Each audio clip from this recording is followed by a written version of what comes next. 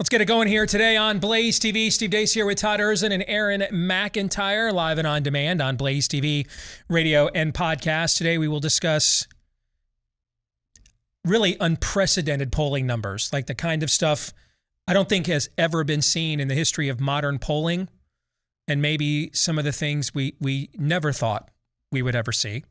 We will talk to one of the most heroic figures throughout the course of the COVID invasion. Dr. Pierre Kory will join us at the bottom of this hour. Theology Thursday will continue our series on my new book, Do What You Believe, or You Won't Be Free to Believe It Much Longer, which is written as a study guide. It even has study guide questions in the back that Todd was kind enough to author for the book. We'll go through those questions and discuss those as we look at the first chapter. We did the introduction last week, so it'll be chapter 1 this week. That's coming up next hour, and we'll have 3 non-political questions as well. I got a note. I like it when I get good notes from our about our advertisers in my inbox. We've been telling you, about Tommy John on this show now for going on 2 years, and how much I love this product. And it is, it is the only underwear I own, I buy nowadays, or wear when I do wear it. Are we about to let another man talk about his underwear for a change? We're not. We're going to let a chick do it, actually. Okay. That's why I'm actually going to do this, all right?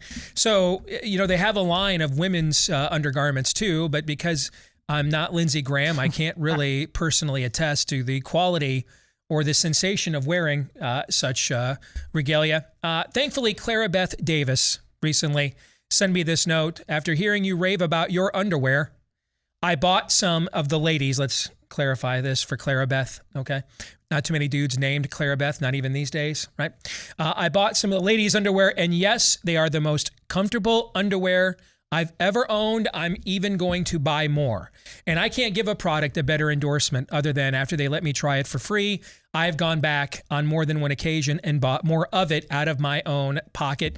And that's how good of a product it is over at Tommy John. And if you want to try it now, free shipping site-wide and up to $30 off your order when you go to TommyJohn.com/Steve. That's TommyJohn.com/Steve. Up to $30 off your order site-wide and free shipping when you go to TommyJohn.com/Steve. I promise you will not regret it. And now, without further ado, here is Aaron's rundown of what happened while we were away. What happened while we were away, brought to you by Polls. A new Quinnipiac poll, that's a very Democrat-leaning poll, has Joe Biden's approval rating under 50% among black voters. His approval rating is just 24% among Hispanics and just 22% among 18 to 34-year-olds. The only two groups giving him a majority approval are Democrats and college-educated whites.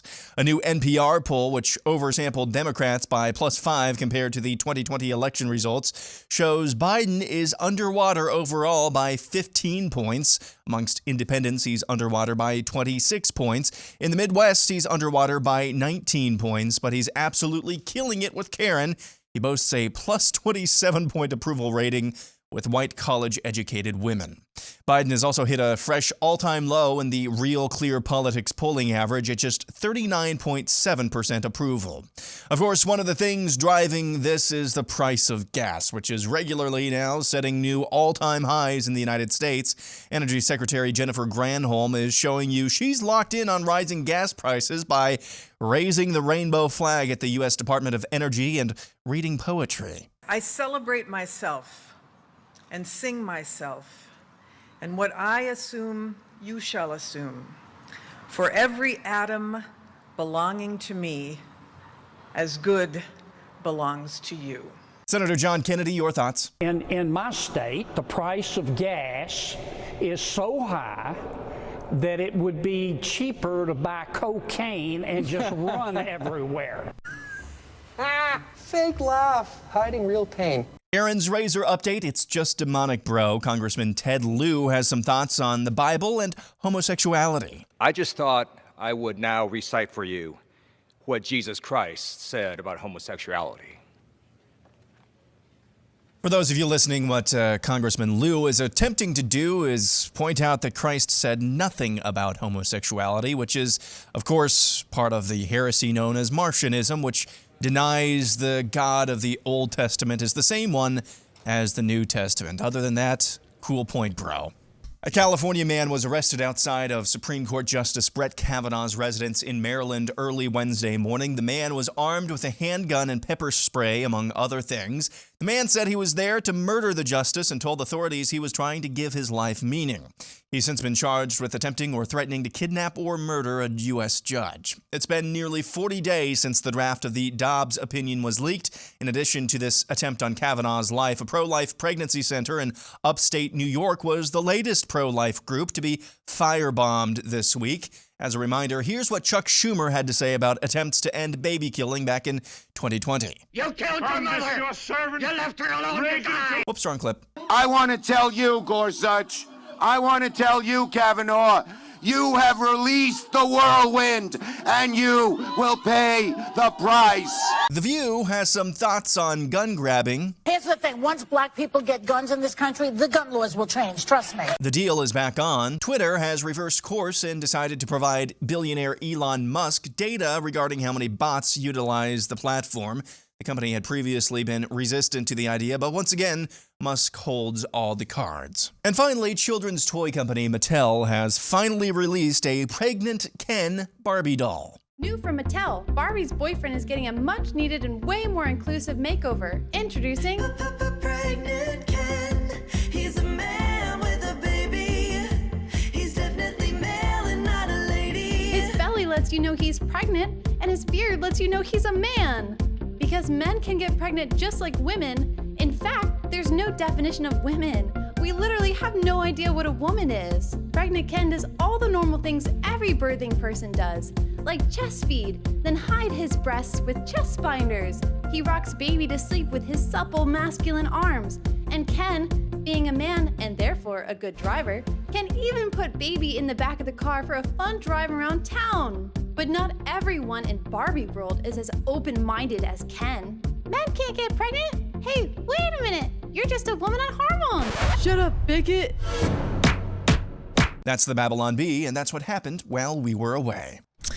Aaron's Montage, brought to you by our friends over at Keeps. If you are an actual man and you are concerned about male pattern baldness, receding hairline, or you just want to take care of the hair you still have, our friends over at Keeps can do that for you, and they can keep it on the down low as well. First of all, you save all kinds of money at Keeps because they give you the generic versions of the most popular and effective approved healthcare and hair care products out there. But then they make it convenient by keeping it all in line, which also keeps it discreet. Just snap a few pics of your hair, answer a few questions online, get hooked up directly via telehealth with a licensed physician, and you're off with the right treatment for you. And then they make it really convenient, again, by delivering it right to your door. And then they offer even more savings to get you started. Half off your first order today when you go to keeps.com/grow. Keeps is how it's spelled for those of you like me who went to public school. Keeps.com/grow. Again, that is keeps.com/grow. All right, in the overtime today, which we are going to record right after today's program, I ran a poll earlier this week on my Twitter feed. Over 5,000 people voted in this, and we asked, do you consider Operation Warp Speed to be a heroic success of the Trump administration? 82% voted no. 82%. We will discuss those results and what they may or may not mean today in the overtime, which we will record right after today's show for Blaze TV subscribers who will then get to watch it later today after we upload it at blazetv.com/Deace. And if you're not yet a Blaze TV subscriber, but you would like to become one, that's also where you can go to make that happen. Just about $10 a month when you go to blazetv.com/DEACE. So let's go to the montage and what I teased there about these polling numbers. And so I've kept track of this stuff going back several cycles, but I just want to go back to the last election. The most inaccurate national polls in the last election, from what they forecast in their final poll to what happened on election day, it was actually a tie. And you won't be surprised at who two of the entities that are tied here. It was a three-way tie. CNN, you're not shocked, are you? Nah. No. NPR, Nah. No, you're not shocked, are you? Okay. And USC, these were the 3 least accurate polls. They were off by 8.9 points.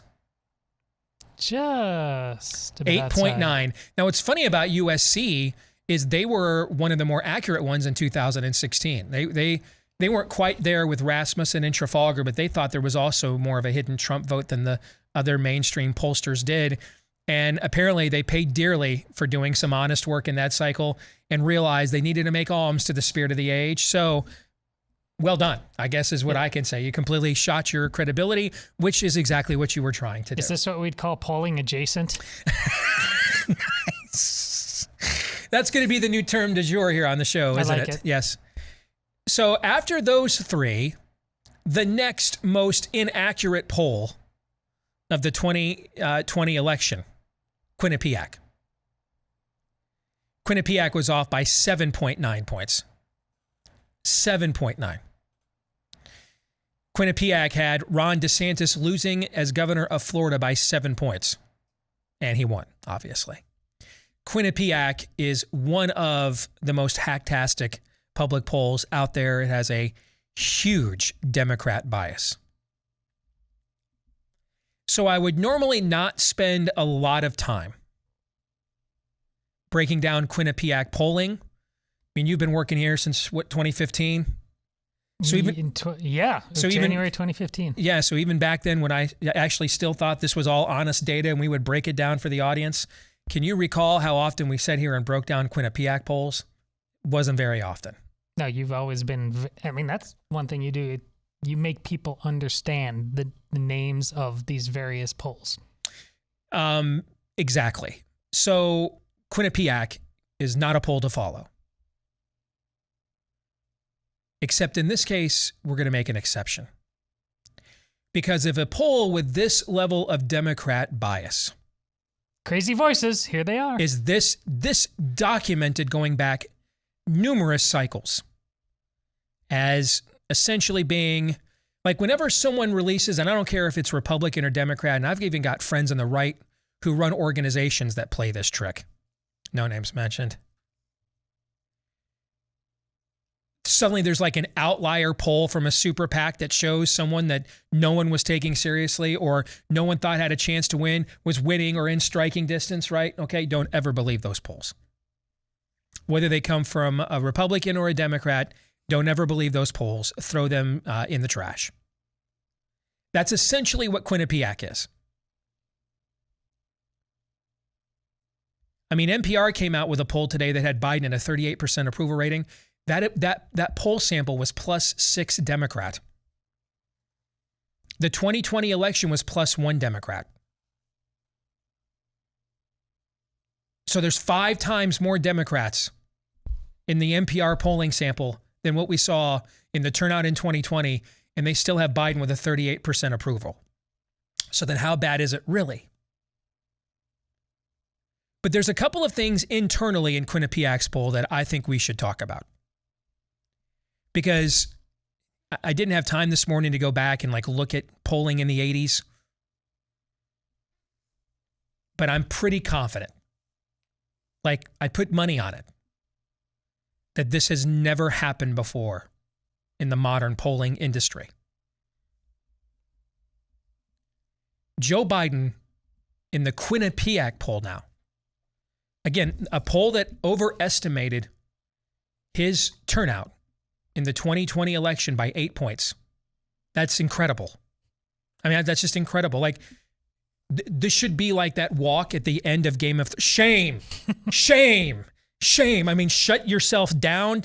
It's a Sophocles play. Take the hemlock at the end. Salvage whatever shred of dignity that you have left and your family legacy. Don't put that evil on Ricky Bobby Jr., okay?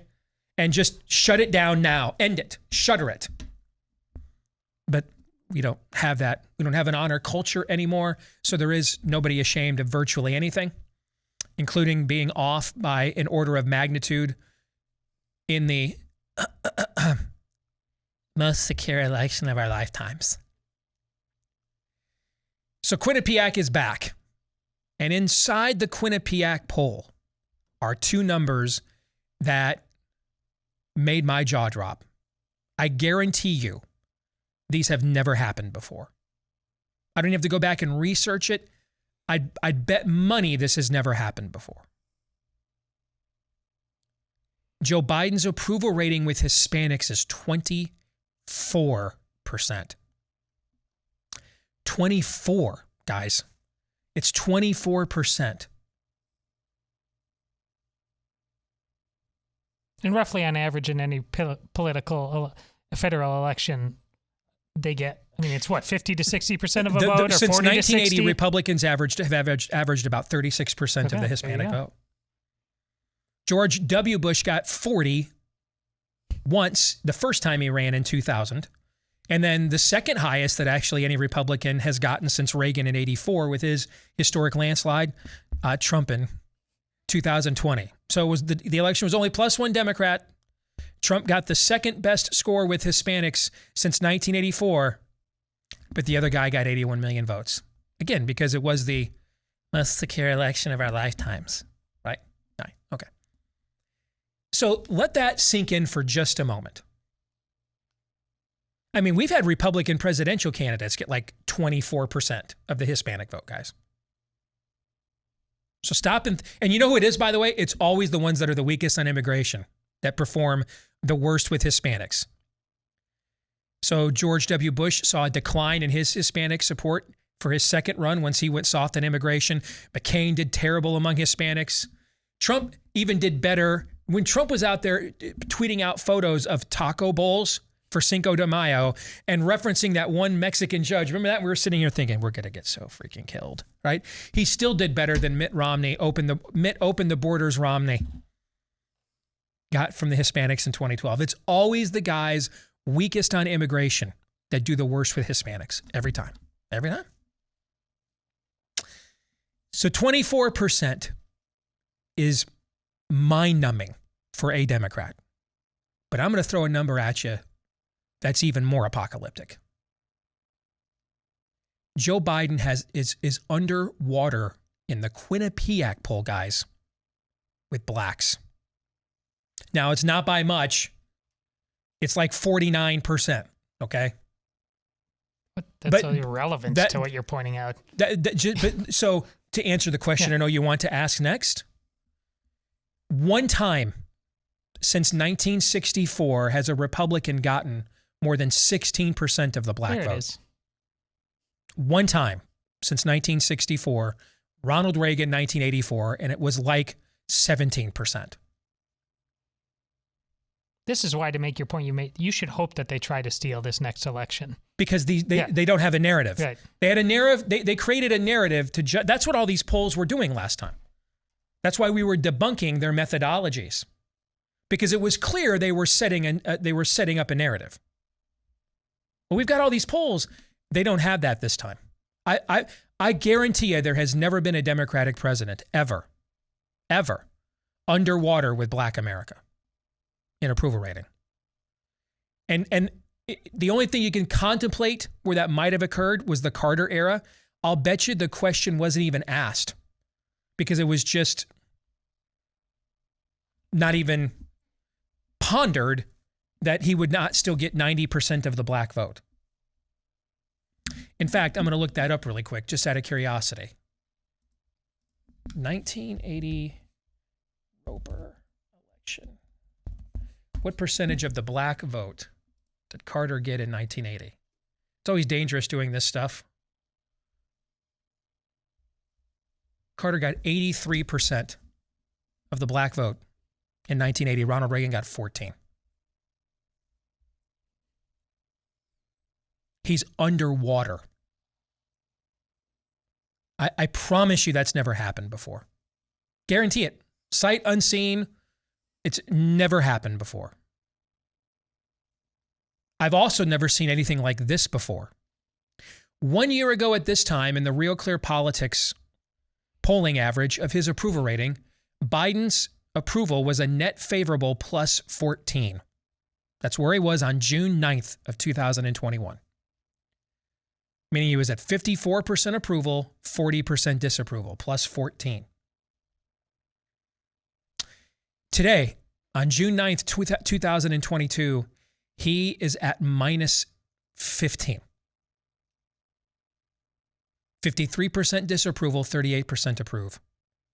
And for those of you that are new to this, the Real Clear Politics polling average is basically the combination of all of the most well-known mainstream polls. That's what it is. 1 year ago today, he was plus 14 on June 9th, 2021. On June 9th, 2022, he is minus 15. I can't go back and look at what the Real Clear Politics polling average was in 1974, where Richard Nixon had won one of the greatest landslides of all time in 72, and by the time we get to August of 74, he's resigning from a scandal. So I don't know what that looked like. You know, we didn't have this kind of technology, methodology back in those days. I can promise you, though, nothing like that has ever occurred in the history of modern polling. Ever. It's never happened. Ever. These are, well, unprecedented times. Bing. Indeed.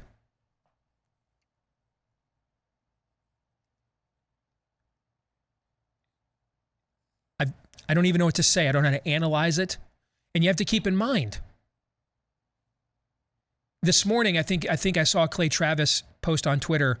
It was the 16th or 26th paragraph, the reference to the Democrat activist who was going to try to assassinate Brett Kavanaugh yesterday.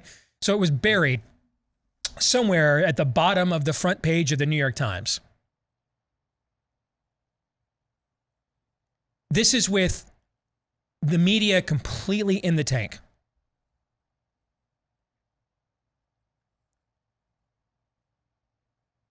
I don't even know what to say to this. There's never been anything like this, ever. I also don't think we should crow about it too much, though, because I think you should consider that whoever is really running this show, they know these numbers too. And I've used this analogy before. If you were a landlord and you had bad tenants, and you give them the eviction notice, and they know it's coming, differences are irreconcilable, sometimes they do what to the place on the way out? Trash it. Trash it. You start to ask yourself, whoever the spirit of the ages emissaries are in the room there at 1600 Pennsylvania Avenue, you start looking at these numbers. If it looks like this, in August, Labor Day, I guess we'll just go to war with Russia then, I guess. We'll just take all the restraints off and let's have $10 a gallon gasoline. Totally agree, New Deal this thing. I mean, we're judgment proof. Might as well just trash the place. We don't have to even pay lip service to any attempt to put a smile on this. Hell, we'll just arrest Michigan gubernatorial candidates right out in the open. That happened today. Literally a month after it was revealed by a jury that the previous story that they claimed the current Democrat governor was kidnapped was a complete concocted hoax by the FBI. I mean, what will they do if they realize, we had no shot anyway? So what's on the wish list on the way out? Start looking at a place like a Democrat governor in Kansas, for example. She knows she's toast. What will she try to do to your state on the way out, knowing that this is coming? Absolutely true. But is the yin to that yang, and this is a term that we've used before, and we've said there really is no such thing. Well, I think we've been correct in terms of the past understanding of what this was. But do those who see that and recognize it on all the fronts you mentioned, on vaccines, there's an interesting tweet today from Del Bigtree about a person responding to him said, I used to think anti-vaxxers were crazy, and now I'm one of them. I totally see it. Is what you're describing, the people reacting, is that the new silent majority?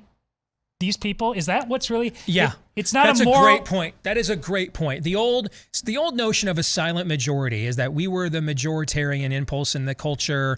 We got ignored, and we would show up on election day, and we'd be the mouse that roared, okay? Yeah. And it was people that thought like us. That's not true. That doesn't exist anymore.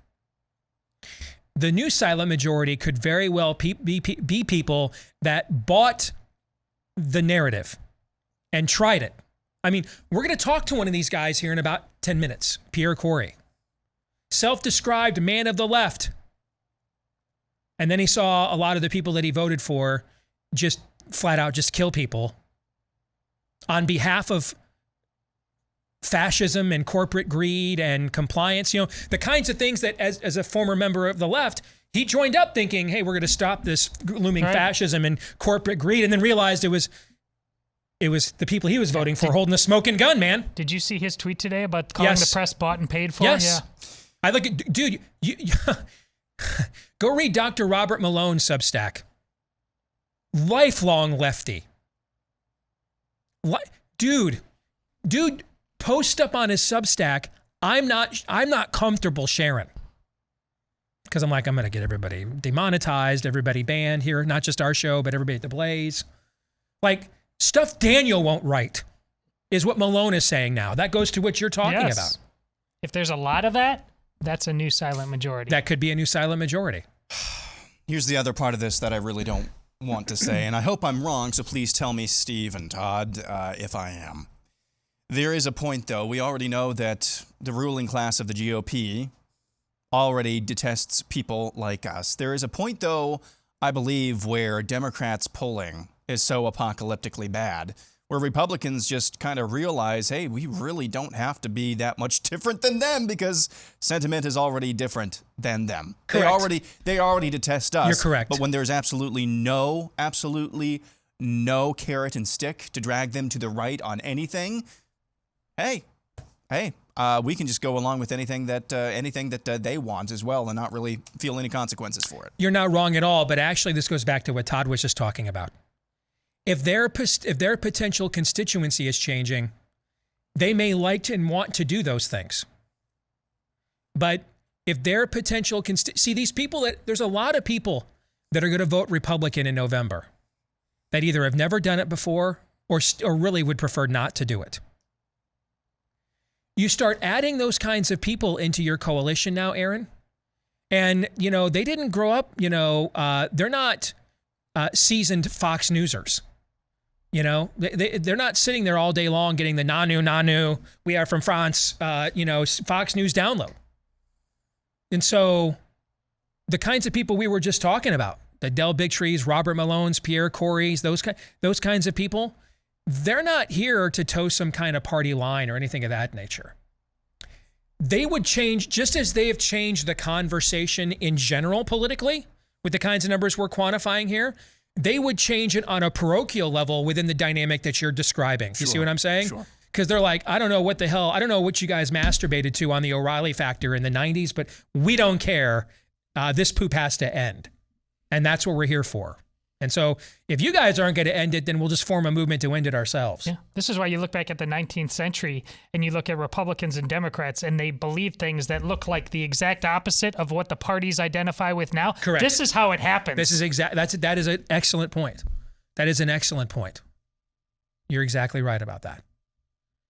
And you might be saying we did see some form of political realignment under Trump, no question.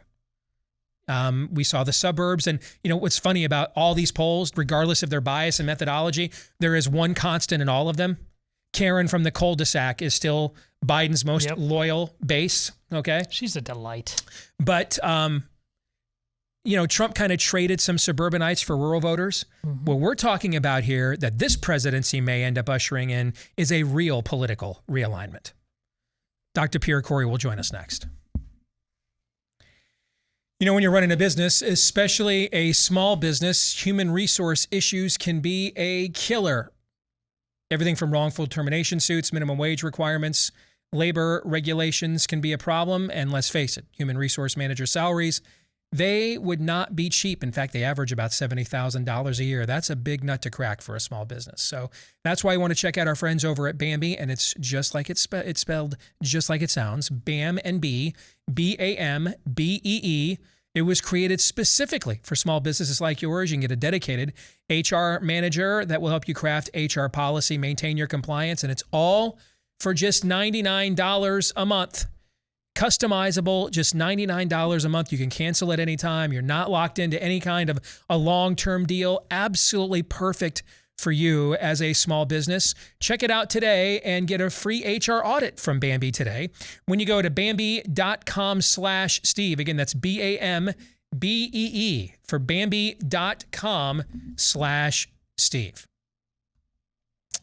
The name of the forthcoming book I wanted to mention that we're going to be talking about, or talking to its author about, The War on Ivermectin, the medicine that saved millions and could have ended the COVID pandemic. Dr. Pierre Kory is the author. He joins us now here on the Steve Deace Show on BlazeTV. And Dr. Kory, it's an honor to have you back, brother. How are you? Yeah, thanks. It's good to be back. Nice to talk to you. We got to probably reconnect with his phone, Aaron. You got a kind of crummy phone connection there? Yep. All right, so we'll reconnect with him here and get back to him here in just a moment. But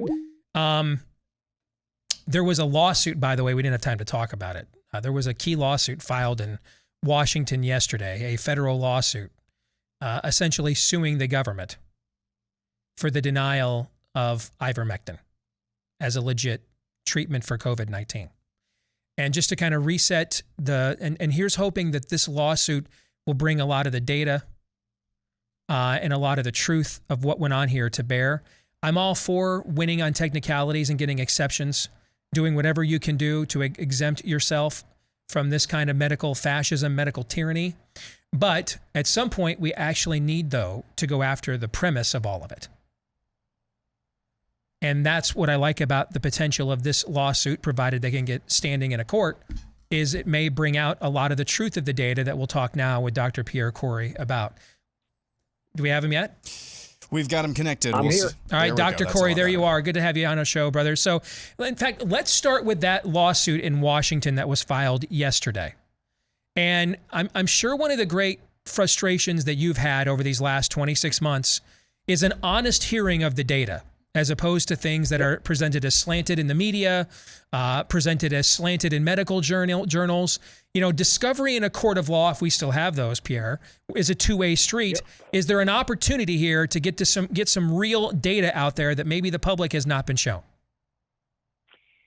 I think it's an opportunity. I mean, I've said for a long time, it's time for the lawyers, it's time for the judges. I mean, it's time for the courts. I mean, we've done everything we could to get good, pragmatic, sound, data-driven, evidence-based advice out there, and we get attacked for it. And like you mentioned, and we get attacked with narratives and clearly control of these agencies that are essentially working with pharmaceutical companies, right? They do not want a generic repurposed drug. And the actions they've taken to try to suppress the evidence of efficacy has been vast, and it's been rapacious for over a year now.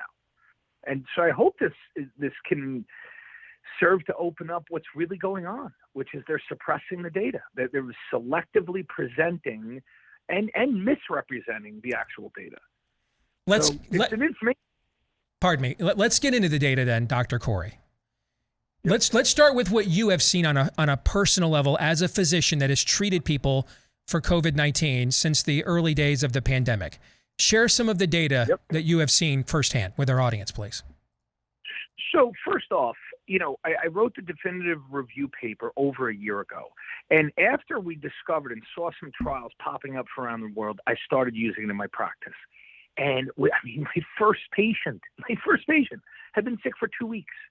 She was actually an executive of a healthcare staffing agency. She's the CEO, and she'd been sick for 2 weeks. She still had fever. She had a resting heart rate of 120. Just in bed, she felt terribly ill. She was home. She took ivermectin on a Sunday night, and Monday morning she had no fever. Her heart rate was 80, and she felt like the cloud had lifted. This was my first patient.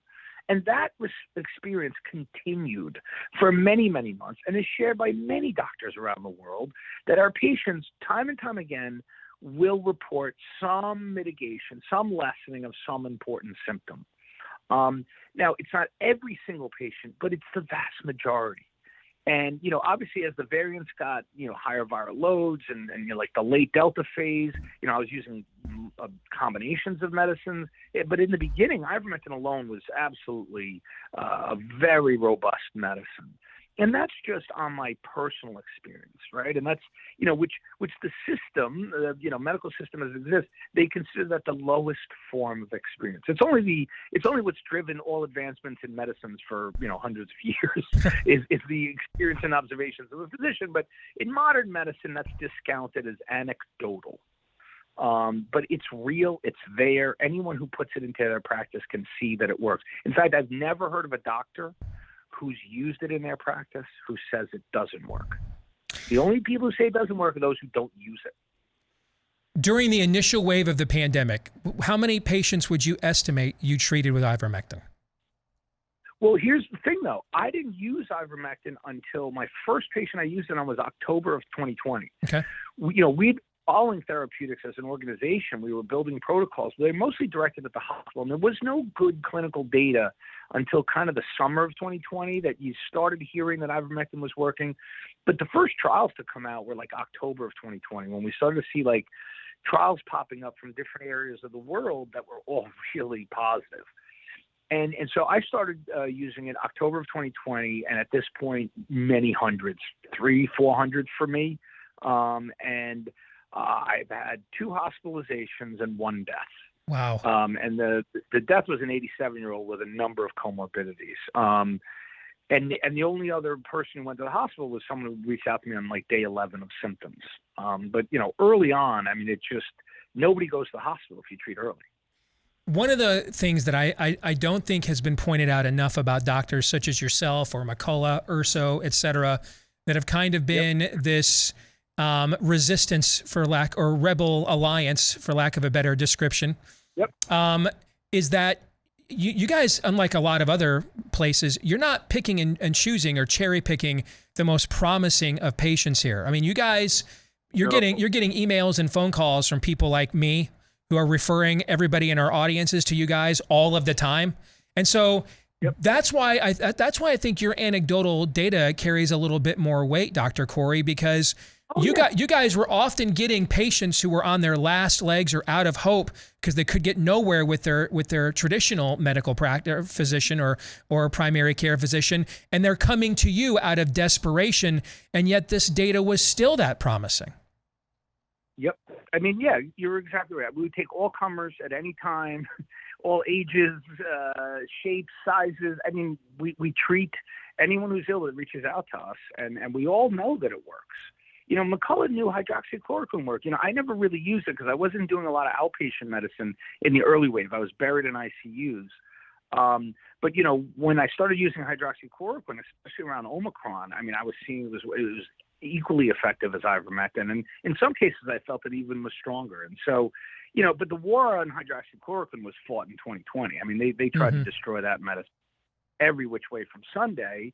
I happen to be an expert at the tactics against ivermectin because I became one of the world experts. And so the amount that I knew and what I knew to be true about ivermectin and what I saw being propagated from the tops of the agencies to blaring from every major media, it was essentially a PR campaign against ivermectin. And I had to watch lives, huge portions of the country and world being swayed from using ivermectin, doctors being told not to use it, doctors becoming convinced that it was a horse dewormer and it was a nonsense medicine.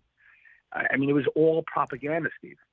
You recently did a 3-part series on your Substack taking apart a much ballyhooed, quote-unquote, study on ivermectin. Can you give us kind of a summation of that, Pierre? Yeah, so I definitely will. But here's the deal. I have to put it into context. That trial is what I would call a textbook example of how the pharmaceutical industry manipulates science. They know how to design and conduct studies to fail. So if they want to show the efficacy of a drug, they know how to design that. They do that with all of their products. They also manipulate data. And this is well described over decades. There's books written about pharmaceutical manipulations of studies that they themselves sponsor. The Together trial, which was done in Brazil, which is the world's, to date, the largest randomized controlled trial, I wrote it in my Substack. I mean, there's literally 47 different actions they took to try to show that ivermectin doesn't work. From one of the most basic and most egregious is they allowed the control group easy access to ivermectin. Steve, it's really hard to show a medicine is better than itself. It's like when you have a group that gets ivermectin and the control group also gets ivermectin and you don't show any benefit to ivermectin because they were all on ivermectin. And so, I mean, that was just the most brazen of tactics that they did. But they did other slightly less subtle, not that subtle, slightly less subtle. Like they did not produce tablets that looked the same.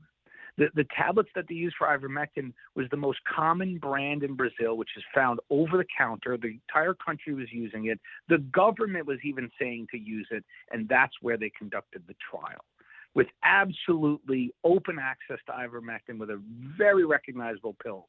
And the placebo tablets did not look the same. I mean, it's absurd what they did. And that's the only two big ones. Other things are they limited the dose, they limited the duration, and we believe, and we actually, I know this, let's say this, I strongly believe it. We believe that they actually showed a massive benefit to ivermectin and they had to manipulate the data to bury it. Now, we can't prove that because they won't share the data, but I will tell you that data is hidden. They have public statements saying that the data would be available to all upon request at the end of the trial, and all of the investigators have gone dark. They're not answering questions. They're not in the press, and the data is nowhere. They said they would put the data with an organization called ICOTA. ICOTA doesn't have the data. They are hiding. They know this was a fraudulent trial. But guess what? Without help of the media or of the journal, so the New England Journal of Medicine, which is where they published it by design. Remember, they get free reign to get their studies into the biggest medical journals of the world. That's what drives headlines. New York Times, Washington Post, LA Times, screaming headlines that ivermectin doesn't work, almost with glee, based on this fraudulent trial. And like I said, this is not unique to ivermectin. They did it with hydroxychloroquine. They've done it with numbers of things over the years, from vitamin C trials, vitamin D trials. Anything that threatens their bottom line as a generic repurposed drug, it's been a decades-long war. And I just am trying to call out what they did to ivermectin. It's absolutely egregious. Well, it's all egregious, but this takes the cake. I mean, this is a mass. This is a mass impact on humanity.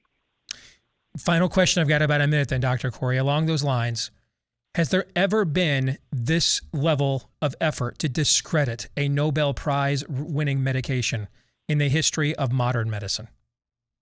No, I think the impacts of this, they've done lots of things to destroy medicines before, but the consequences of what they did in a global pandemic against one of the most safest, like you pointed, safest, most widely available, most inexpensive medicine, because that literally, it has the qualities to be a global cure to the pandemic. They had to destroy it because the entire markets for everything would dry up. Paxlovid, molnupiravir, vaccines, and on. The hospitals would empty. And so this is, I would say it's the most threatening single medicine to the bottom line of the pharmaceutical industry in the history of medicine. Wow. The single most. And that's why I'm writing a book. And the name of that book is The War on Ivermectin, the medicine that saved millions and could have ended the COVID pandemic. Dr. Pierre Kory, been one of the heroes of the last 26 months, brother. Thank you for joining us again. Good to talk to you. All right, take care. Yep. Thanks, Steve. Bye. You bet. This portion of the show brought to you by our friends over at My Patriot Supply. If you weren't thinking of becoming a doom prepper before, you might be after that conversation. Yep. All right. So make sure you are prepared if the same people that ruin medicine decide to go ahead and ruin the food supply chain at the exact same time. Get 90 days, 3 months worth of food. That includes 3 square meals a day, snacks and drinks, a full 2,000 plus calories for you and everybody in your household. They'll get delivered for free, and you'll get $150 off when you go to preparewithdace.com to get it. That's preparewithdace.com. It'll last for up to 25 years with the right storage. Again, 3 square meals a day, snacks, drinks, the whole bit. 90 days of peace of mind for $150 off and free delivery when you go to preparewithdace.com. Thoughts on the conversation we just had with Pierre Kory? This may I don't know, maybe ring up something from the memory, but I believe there are a couple of war games, kind of game theorying and planning out what a theoretical outbreak of a novel coronavirus might look like. I think one of them was in, the fall, October, November of 2019. I seem to remember, at least with one of these war games, one of the things that was talked about was a cheap, widely available drug that would actually help treat the virus. Correct. You're right about this. Yeah.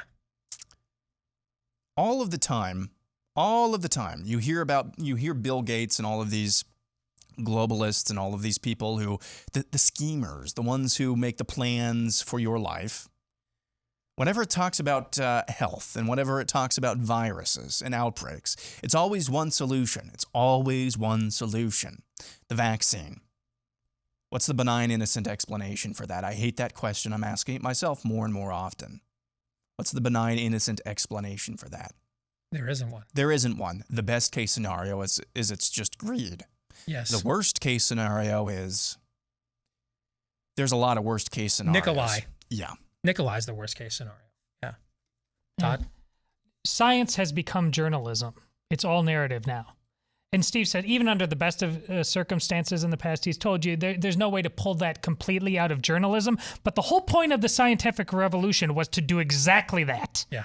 And now it's totally flipped. It's all narrative in science. We'll come back with Hour 2 and get to Theology Thursday here next on the show. Stay tuned. And we are back with Hour 2, live and on demand here on Blaze TV, radio, and podcast. Steve Deace here with Aaron McIntyre, Todd Erzin, and all of you. You can let us know what you think about what we think by emailing the show, steve@stevedeace.com. That's DEACE. You can like us on Facebook, MeWe, Parler, Gab. Follow me at Steve Deace Show on Getter, Twitter, now on TikTok and Instagram as well. And then look for me over on Truth Social at Real Steve Deace is where you can find me there. And you can find clips of the show that you can watch free of any censorship and free of charge when you go to rumble.com/Steve Deace Show as well. Once more, the last name is spelled DEACE. Those of you that are podcast listeners, thank you so much for being one of those. You're a big part of our show's success. Our podcast is kind of surging right now. So thank you very much for that. If you have yet to do this, please leave us a 5-star review. And if you do that, if you include an Ask Me Anything question in your review, you will go to the front of the line of our next Ask Me Anything. All right. So when you leave us a 5-star review, if you've got an Ask Me Anything question, leave it in that review. We'll make sure that you go to the front of the line. Thanks to all of you, the thousands of you that have left us 5-star reviews already. And we appreciate it as well when you hit that subscribe and follow button. This part of the show brought to you by Taiga Coolers. It is the unofficial start of summer now that we are past Memorial Day, and summer will officially start here in just a couple of weeks. So whether you're looking for a good, high-quality, sturdy cooler, or you want something customized, maybe a shot of your kid in his Little League uniform or his travel team uniform, and that's a lot of you guys as a family, that's a lot of your summers, or football season this fall and your kid's a part of that, or it's your favorite football team, player, etc., they can customize just about anything for you as long as it doesn't violate a copyright infringement, all right? With our friends at Taiga Coolers right now, use the promo code Steve, get 10% off at checkout. That's your discount when you do. American-made, limited lifetime warranty, customizable, great gifts, including for corporate gifts as well. When you go to Taiga, Taiga, TaigaCoolers.com, they might even make you your own customized Lindsey Graham troll lid. They might even make one of those for you like they did for me. When you go to TaigaCoolers.com, use the offer code Steve, you get 10% off. So let's get to some Theology Thursday, and this year we're doing a 3-book series on the spirit of the age. We already concluded what the spirit of the age did to us via COVID-19 and found out from the Trump White House all of the things not to do in response when you face an onslaught attack from the spirit of the age. Now, with my new book, or most recent one, it's not new, it came out last year. You can get your copy now, though, if you want to follow along with us. It's called Do What You Believe, or You Won't Be Free to Believe It Much Longer. We now formulate a battle plan to go on offense against the spirit of the age. But before we do that, though, we've got to do a little bit of a self-assessment, and that's kind of what Chapter 1 is about. Hence the title, Stinkin' Thinkin'. And Todd, since you're the one that came up with the study questions, we'll hand it off to you. I love this chapter. Just for this chapter alone, it is worth buying this book. We talked about it on the show before. But the thing is, you read the introduction, and you might be thinking, I've done these small groups before. I've done this faith questioning exercise before. Yeah, you're talking a tough game in the introduction, but I know the road we're going down. You read chapter, oh my God, he's really going to do it. This is going to be painful. He's squeezing me in the sensitive areas. This is going to hurt. I love it. It's fantastic. This is about why the church gets Romans 13, 1-7 so wrong.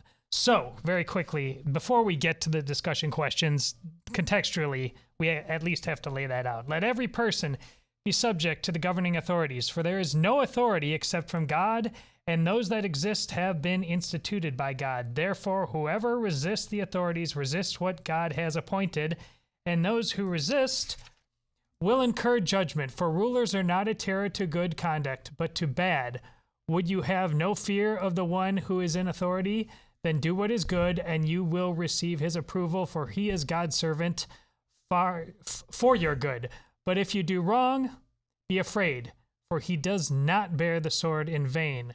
For he is the servant of God, an avenger who carries out God's wrath on the wrongdoer. Therefore, one must be in subjection, not only to avoid God's wrath, but also for the sake of conscience. For because of this, you also pay taxes, for the authorities are ministers of God, attending to this very thing.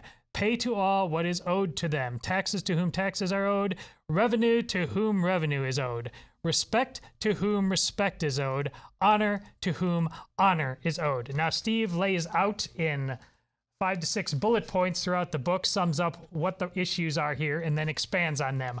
I will allow him to fill in the blanks using that however he wants to, but I'll just start with the questions. Number 1, why do you think there's such confusion about Romans 13, 1-7? Are compliance and subservience genuine Christian virtues in other parts of the Bible and only misapplied to rogue government? Are people simply looking for an excuse to explain away their cowardice or apathy? Or do you disagree with Steve's fundamental point altogether? So I think there are two. I've done whole sermons on this passage and what it means and what it doesn't mean. But if for the sake of this conversation, to keep it somewhat brief, there's 2 points that I would highlight. Number 1, a passage means what the author meant, not what you and I think it means. It means what the person who wrote it meant. They're the author. So it means what they think. Rhetorical trap doors and things like that. Yes. Correct.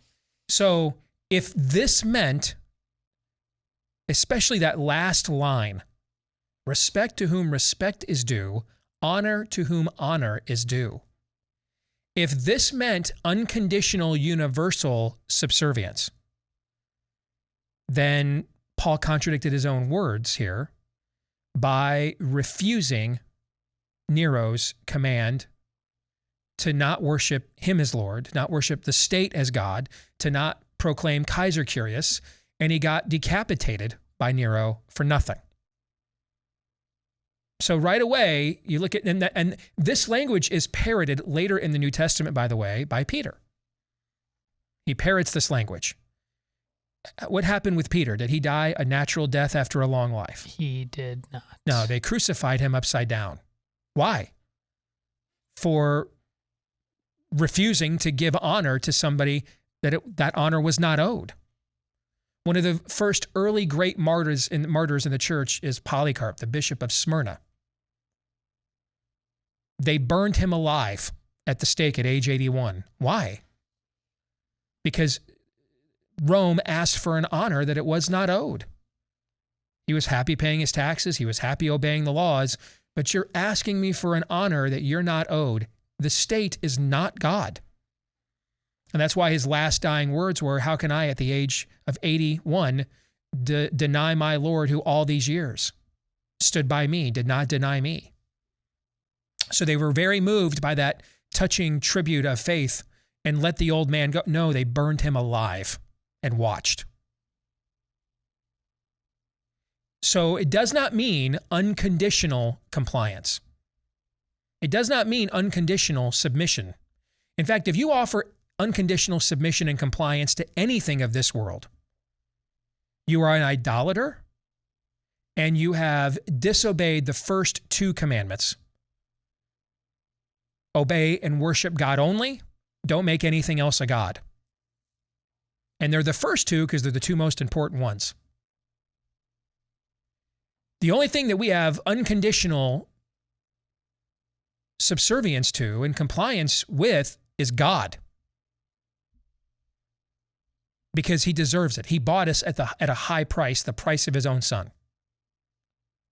Nothing in this world should we grant. Nothing. Even a spouse. Ladies, your husband's decided Breaking Bad is going to be a biopic. We're going to be drug dealers, or Ozark. We'll be a family of drug dealers. I should submit to my husband. Is that what you should do? No, you should not. Because your husband is out of submission to the Lord. You submit to the Lord through your husband. If he's out of submission to the Lord, you don't submit to that. If your father says, hey, go find your younger sibling and beat the piss out of them, should you do it? I mean, Dad told me to. I should. No, you should not. No. The only thing we have unconditional compliance and subservience to is God. No one is good but God. No one is holy but God. That's why he alone gets our unconditional subservience and compliance. Nothing in this world is worth that honor. And we are to say no and refuse and defy anything of this world that requires or demands it. So it does not mean unconditional submission to anything of this world.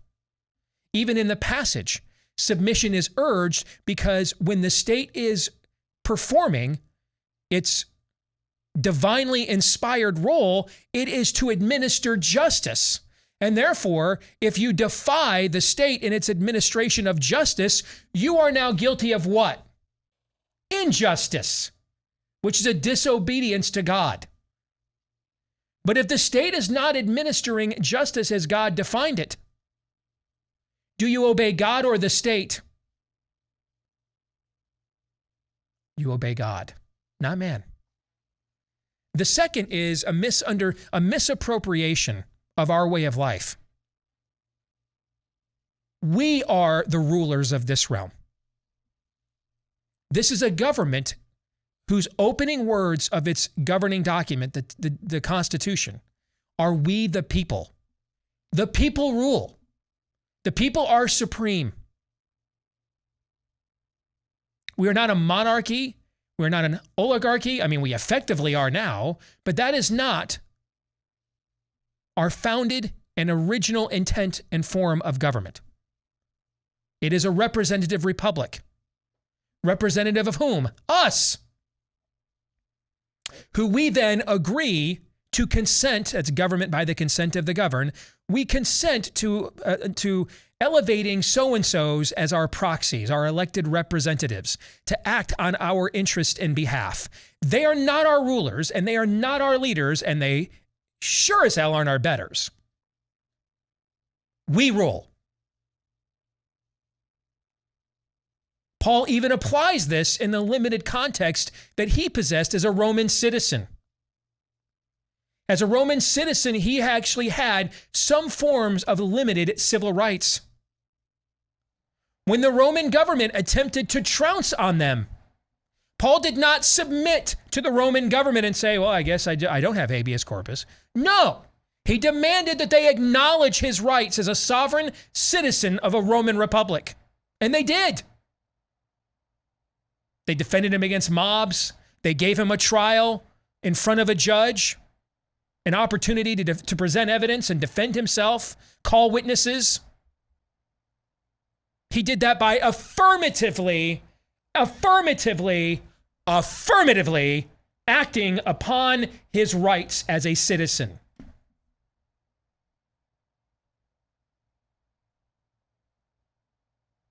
Now, here in modern America, we have a far greater repertoire of civil liberties at our disposal. The Constitution was written to limit the jurisdiction of government, not the governed. That's why there's enumerated powers for branches of government, not for the people.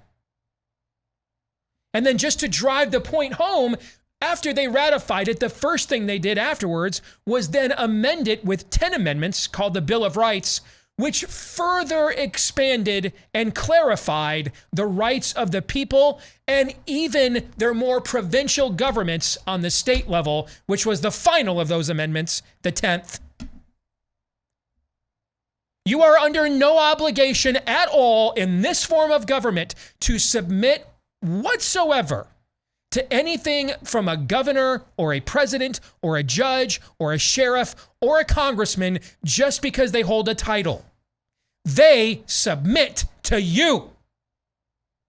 They submit to you. That's why they take the oath of office, not you. You don't take the oath of office when you go to vote, although frankly, the way we've been voting lately, maybe that's not a bad idea.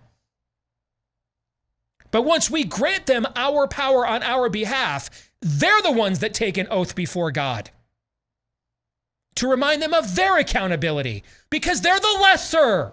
That's why they're the lesser. They used to be called public what? Servants. Servants. Whom are they serving? You.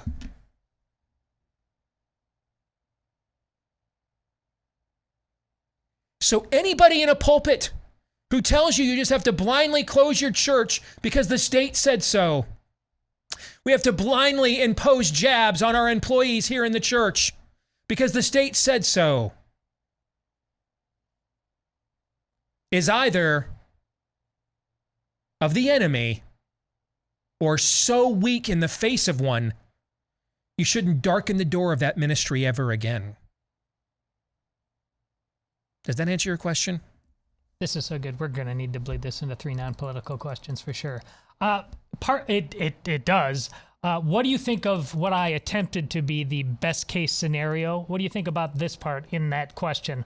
I'll reread it. Are compliance and subservience genuine Christian virtues in other parts of the Bible and are only being innocently misapplied here to government? Is that, to me, is a best case scenario. People are just that's the best. Yeah, that would be the best case. What would scenario. they be misapplying though? What part of the Bible in their mind do they think outside of the scripture? What the meek shall inherit the earth? Just be, yes. Is that what it is? Well, meek is not the same as weak. Correct, but okay. Meek means power under control. Blessed are the peacemakers, yes. Not the peace lovers. Jesus himself coined that phrase. He also is the one who said, "Don't think I came to bring peace, but a sword." The truth divides. Non-confrontationalism is not a fruit of the Spirit. Wheat from chaff. Yes. Sheep from goats. Yes. Excellent. So this happens comprehensively. Well, we know that Jesus wins in the end. Well, that's true. Yes. But that's not the entirety of the truth. That would be like saying, well, we know that we won World War II. Well, we did. That's true. But did you see how we did it? Yeah, there's still hell. We lined up 18-year-olds on boats on June 6, 1944, and just lined them up to be cannon fodder, just line after line after line of them to invade France. And that was just one singular battle, by the way. Just one. So yes, it's true, Jesus wins at the end. How does he win? With a robe dipped in blood, a sword in his mouth, emblazoned with the words King of Kings and Lord of Lords, he returns to wage war. He's not coming back a baby in a manger again. That's a mic drop. Yes. And it's unfortunate that we leave out a lot of these details. This idea that if we just have another program of community outreach, if we do more of it, if we're nicer, it's what I just tweeted at Brett Kavanaugh. Hell, they effectively tried to end this guy's life in 2018. They actually tried to end it yesterday. To paraphrase the great prophet Ice Cube, a message to the Oreo cookie. No matter how hard you try to switch, here's what they think about you, bruh. You gain no favor You spent the first 2 years on the court voting with the liberal wing a majority of the time, like over 60%. And in exchange, they disrupted your neighborhood and then yesterday tried to assassinate you. Take a hint. This doesn't work. Your definition of love is not love. God is love, but love is not God. We know what love is from the character of God. And it is sacrificial. It is charitable. It is protective. It is defensive. It is also confrontational, divisive. If you can think of a way to tell someone you, not some generic entity, you looking and listening to me right now, you smack ass with your hat backwards and your skinny jeans halfway down your ass crack, you right now, you're going to hell. And you want it and you deserve it. And you will go there and you will be tormented for all of eternity. You'll get exactly what you deserve unless you believe in this one atoning sacrifice for the sins you haven't even thought of committing yet, but you soon will. If you know of a nice, non-confrontational way to present that, someone please tell Polycarp. Inform Paul, Peter. Maybe grab John before they drop him in that vat of acid. Maybe grab Philip before they draw and quarter him. Maybe stop Mother Teresa from spending 60 years in the slums of India. Have you thought about just blogging? I'm afraid, I need to step in. I'm afraid this answer, Steve, has really harmed your witness. Perfect. That's perfect. All right, Steve, time to take theory out of practice, or push theory into practice. Steve, name an issue or issues, we'll stick to one, less likely for the sake of time, where present-day Caesars have usurped that which belongs to God. How have you, or how would you have intervened? How did the government respond? And how did your response... And how did you respond, or would you respond to the government's response? I would refuse to obey anything that violated God's law. And if I were in government, I would not enforce anything that violated God's law. Specific example that's going on these days. We would close down. I would have put the National Guard and closed down every abortuary day one. We wouldn't issue marriage licenses to homosexuals. We would refuse mask mandates or anything along those lines that dehumanize, are non-scientific, and are meant to be nothing other than creating idols, talismans for a spirit of the age. We'd throw out all of the spirit of the age indoctrination out of all the schools. If you're a teacher in a public school and you teach that, you're in sin, I believe. You're in error. You should not teach that stuff. You should refuse. Well, I'll lose my job. Paul lost his head.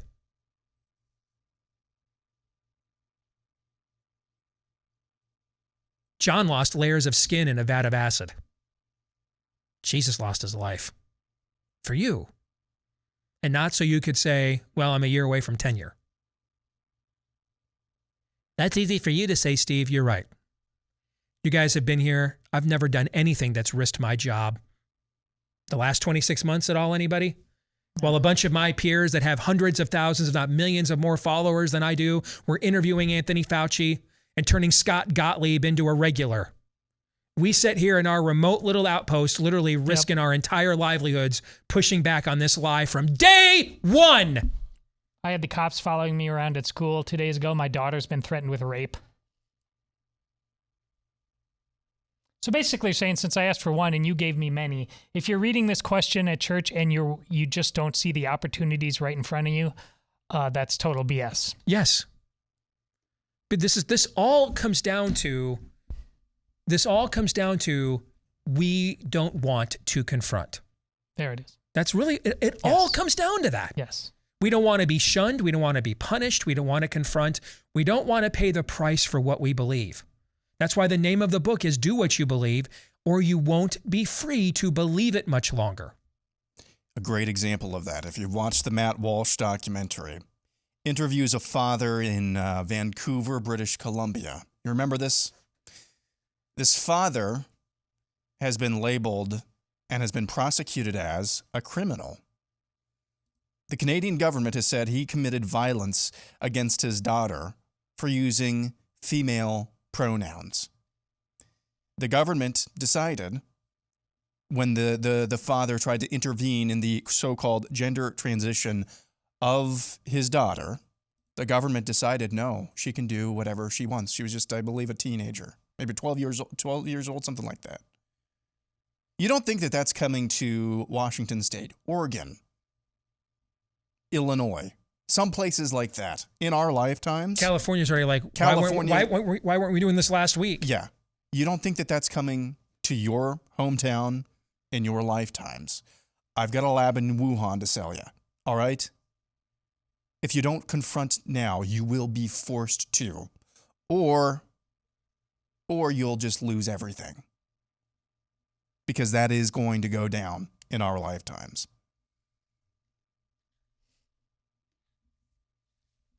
Are we going to be able to bleed this over?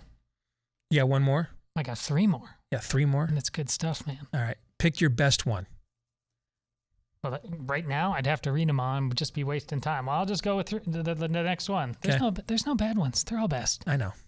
If people no longer believe the primary purpose of government is to punish evil, what do they believe its primary purpose now is? How did that transition come to pass, and who is responsible? To be a sugar daddy, to be a husband, to tell me what right from wrong is. This is why Karen from the cul-de-sac is Joe Biden's base right now. All right. I want government to take the place of the husband that either married because he's emasculated or emasculated him after he's married. I want the government to take the place of the cops I voted to defund. I want government to take the place of the church that I completely probably divided on my way out, if not desecrated by joining a heretical one. That's what we're talking about here. The state as God. Simply put, when the state no longer punishes evil, necessarily the state then must punish good. Yes. It will do one or the other. Yep. Exactly right. Can we speed round this? Yep. Get them in? Okay. How are the we the people of today most different from the we the people of our nation's founding? And is that a difference that fundamentally impacts the ability of the nation to continue thriving or even existing? So they weren't any less sinful than we were. All right. You had 2 colonies refused to sign on, Georgia and South Carolina, refused to sign on to the Declaration of Independence without slavery. At least a third of the people that signed that document either were sympathetic to slavery or owned slaves. So we weren't any less sinful, including the guy who wrote the words, all men are created equal, himself did. They weren't any less sinful than us, but they had one major advantage. They lived in a pre-Darwinian culture. So the idea that human nature was basically good, and we're all just going to sit here and pontificate how we use the goodness of our base natures to create utopia on earth, that wasn't even in their nomenclature. They would not even have pondered that question. And if you did bring it to them, they'd laugh in your face. They would have laughed in your face, yes. They didn't believe in the supremacy of man. They believed what William Penn said. If men were angels, they wouldn't need government. So the question is, what kind of government do we need to keep the peace? Okay, because if we don't trust human nature, we don't want a really big government, because then that's more people, and we wouldn't trust them. We'll just get a different kind of tyranny. So their conversations were all centered, even amongst the deists or the Christians or the people that had some generic theistic worldview. Their big debate was how sovereign was God? How directly involved was God in the affairs of men? That was the debate of their era amongst their intellectual elite. The debate of our era among our intellectual elite is, how much are we really God? And how much sooner can we get there? And that's the biggest disadvantage that we have. All right, and we'll end on the last one. What example from history, Steve, or even from fiction, and that might be a better answer, can you regularly consult for inspiration when it comes to saying no? The New Testament. Well, take it out of biblical. That's just because it's a Jesus juke, a good one. But okay. The Declaration of Independence. I mean, we're throwing around the word insurrection these days. Here in about, 25 days, we're going to be celebrating the most successful insurrection in all of human history. The founding of your country was an insurrection. The Declaration of Independence is a declaration of secession. We are no longer considering ourselves to be subjects of the crown. We are now American citizens. These colonies shall be independent and free states, not part of the British Empire any longer. Your own founding is that example. Bunker Hill, Lexington, Concord. It's amazing you have to even say this. All of American history, all the greatest moments of American history are this. The Underground Railroad is an example. All of the greatest moments of American history that matter the most, except for maybe landing on the moon, all fit this definition. July 4th isn't just a barbecue, Steve? It's not just a barbecue, no. And the reason why your country was founded in that level of compliance non-compliance is because they understood resistance to tyrants is obedience to God. We have no king but Jesus.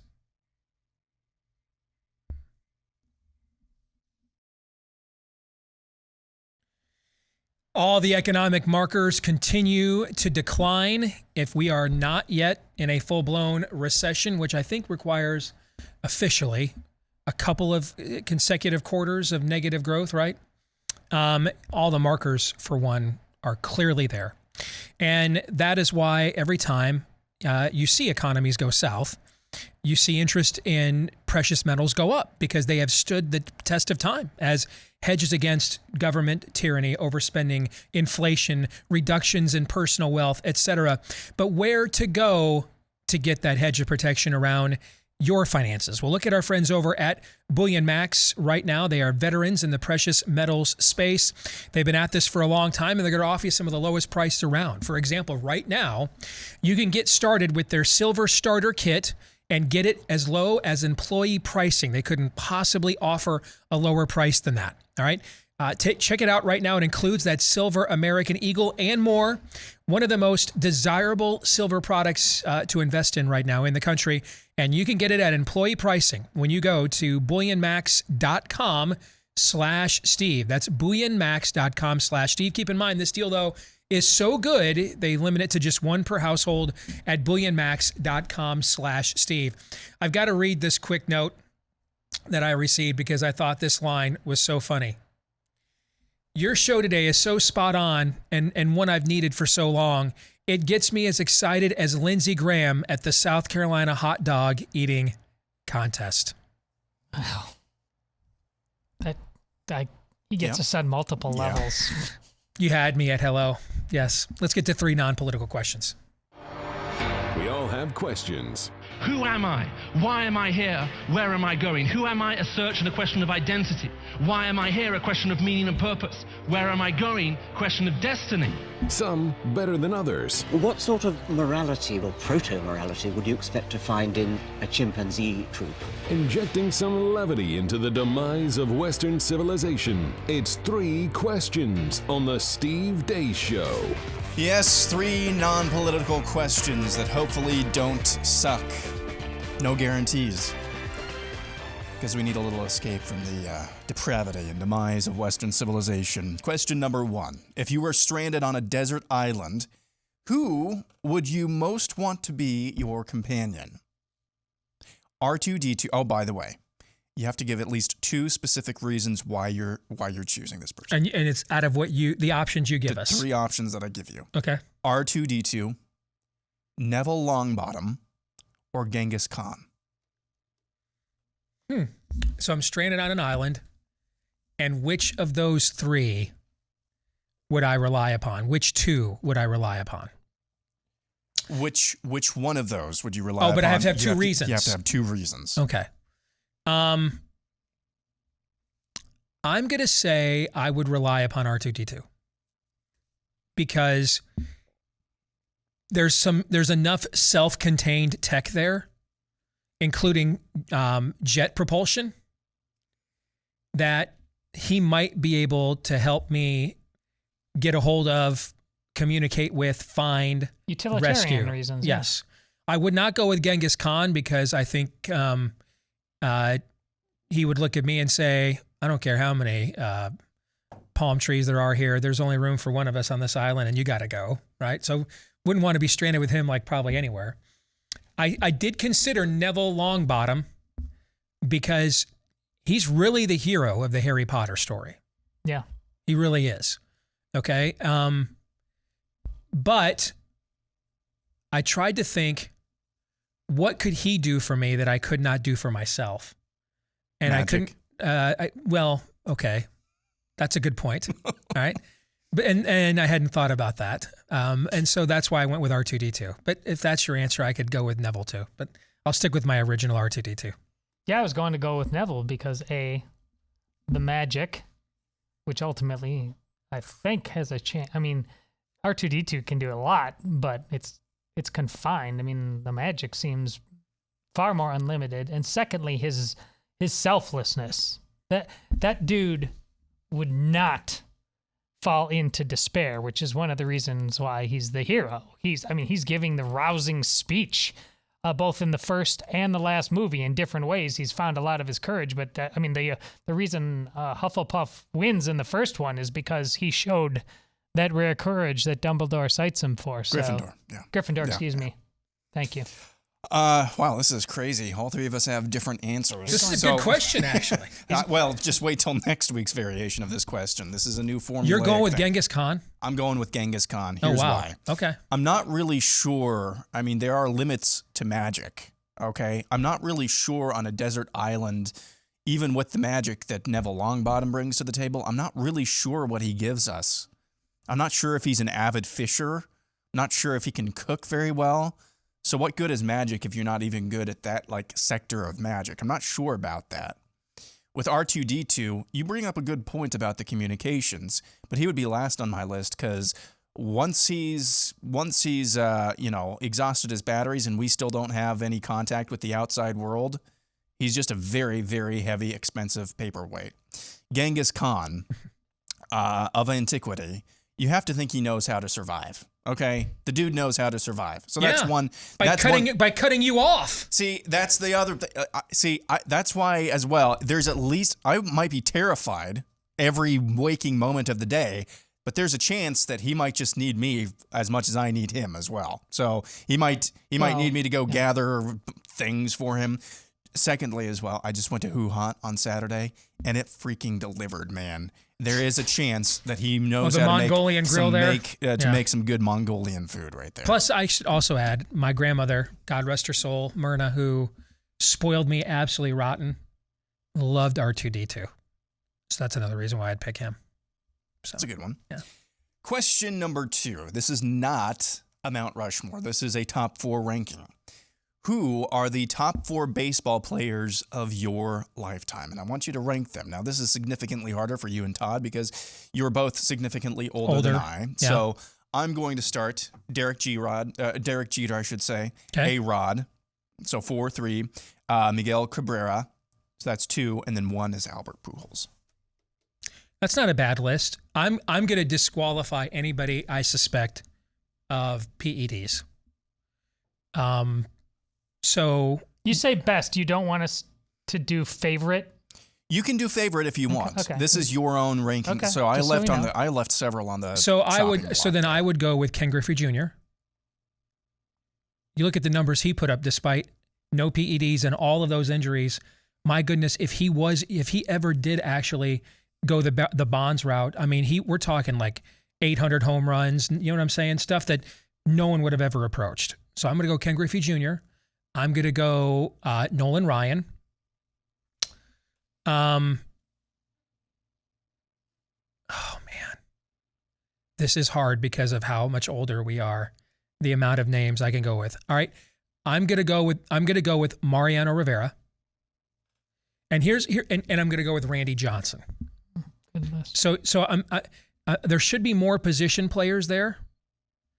The reason I'm going to go, though, the problem is I'm having a hard time delineating those guys, okay? Yeah, I know. Where if I go with Mariano, I know there was a period of time he was simply the most dominant, and maybe of all time, the most dominant at what he did in all of baseball.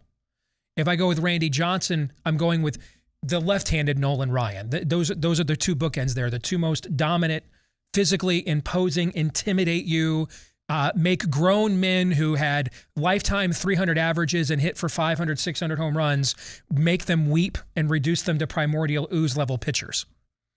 So that's why I'm going with the 4. But I do that with the caveat that I should have at least one more position player there. But no one immediately that was a non-PED user comes to mind. Pujols, maybe I could see actually. Okay, comes to mind as someone that clearly belongs in that list above everybody among the rest of his peers. I love this because I have 4 people that aren't on your list. And I'm not doing that just to not name your names, but I think you'll agree that's a pretty good list too. And my definition is like Tom Hanks, like what a ball player is. Pedro Martinez, like no one in his prime in the history of baseball was a better pitcher. That guy was filthy. Greg Maddux, he had no great physical attributes. He was just a pitcher. Tony Gwynn, a witch with the bat, an absolute witch. See, I thought about putting Pete Rose actually along those lines instead of Mariano. Yeah. That's where I went back and forth. And my 4th is a Pete Rose kind of vote, a Charlie Hustle kind of vote, epitomizing the game. It's Cal Ripken Jr. He just showed up and played. I thought about that one too. Yeah. What a great game. I mean, and it's I have so much nostalgia for it, but my opinion of it right now is just in the tank. Before we get to our 3rd and final question, reminder, there's 360 little spots in your body from the top of your neck down to the bottoms of your feet called joints, and they are critical for activity and flexibility. But they, as we get older, can also become critical pests because they become little hubs for inflammation, which is why when you try getting flexible, when you try getting active again as you get older, there's that achiness, that stiffness, that lingering soreness that just won't go.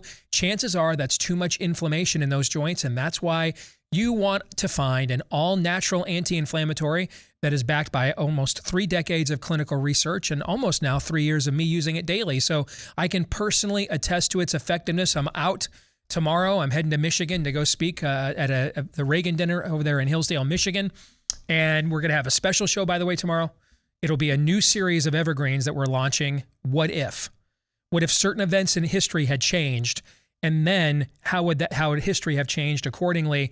And we're going to talk about it in real time as if events went differently. And the first one is tomorrow for that specialty show. So make sure, we had a lot of fun recording these, so make sure you enjoy listening to them and watching them tomorrow. But even when I head over to Hillsdale tomorrow, I'm taking my Omega XL with me. I take it with me absolutely wherever I go, all right? Because I've seen firsthand how well it works.